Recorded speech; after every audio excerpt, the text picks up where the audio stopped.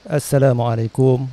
Alhamdulillah, bertemu lagi di siri ke-82 Goal Forever.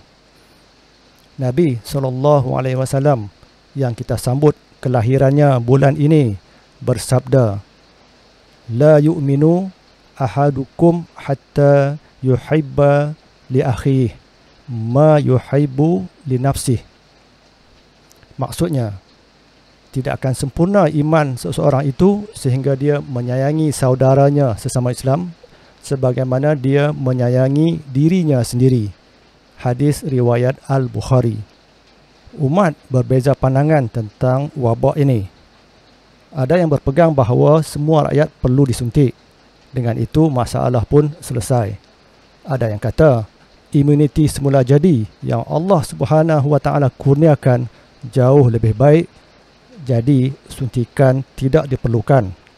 Perselisihan ini berterusan sejak berbulan dan semakin meruncing apabila kerajaan mula ambil tindakan lebih tegas walaupun kenyataan Perdana Menteri sendiri tidak mewajibkan. Belum lagi.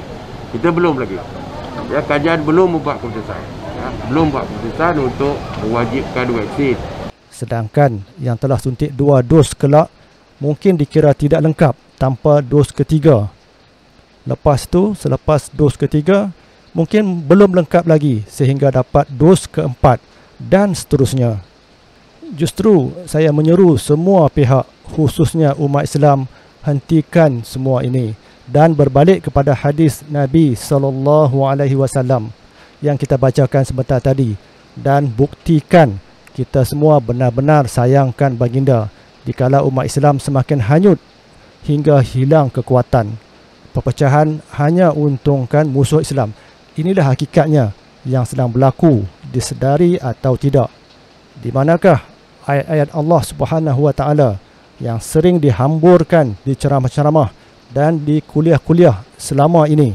A'udzubillahi minasyaitonirrajim. Wa'tasimu bihablillahi jami'a wa la tafarraqu.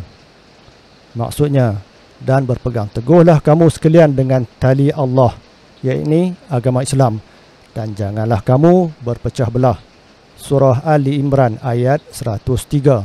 Sudah lupakah kita ikrar janji kita untuk bersaudara apabila kita lafazkan syahadah? Sejarah saksikan peristiwa besar persaudaraan Bani Aus dan Bani Khazraj yang mereka ini saling berbunuhan dipersaudarakan oleh baginda junjungan besar kita Muhammad sallallahu alaihi wasallam. Bukankah inilah masanya kita tunjukkan kekuatan ukhuwah di mana ketika mana datang ujian, misalnya ekonomi umat yang telah lumpuh perlu diperbaiki. Justru umat saling memerlukan, bukan berselisih, sehingga di kalangan ahli keluarga pun ada yang berlaku. Tidakkah kita telah ditipu oleh ahli-ahli politik? Mereka janji bulan, bintang dan sebagainya sebelum PRU 14 2018 yang lalu, dan kesudahannya semua kita telah maklum. Persoalannya, bagaimana kita boleh terjebak dengan seorang bekas Perdana Menteri yang kembali aktif, kononnya nak selamatkan negara? Bukankah atau tak cukupkah selama 22 tahun beliau telah selamatkan atau lebih tepat mengkayakan anak-anak dan kroni beliau? Semua tahu sebenarnya siapa yang ahli politik nak kayakan. Yang pastinya rakyat bukan keutamaan pertama. Wabak ini tidak jejaskan gaji dan pendapatan mereka. Oleh itu mereka tidak faham masalah rakyat.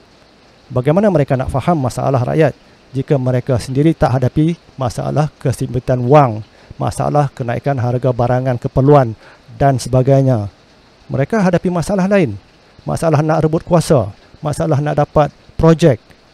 Itu mereka faham. Itulah keutamaan mereka, sama ada BN, PH dan sebagainya. Justru berhati-hati menonton TV dan media-media utama yang giat siarkan dan mainkan isu suntikan beberapa hari lepas yang boleh menjejaskan ukhuwah sesama Islam. Pilihan raya kecil Melaka tak lama lagi, mereka akan main isu lain pula. Sekadar itu perkongsian hari ini. Assalamualaikum warahmatullahi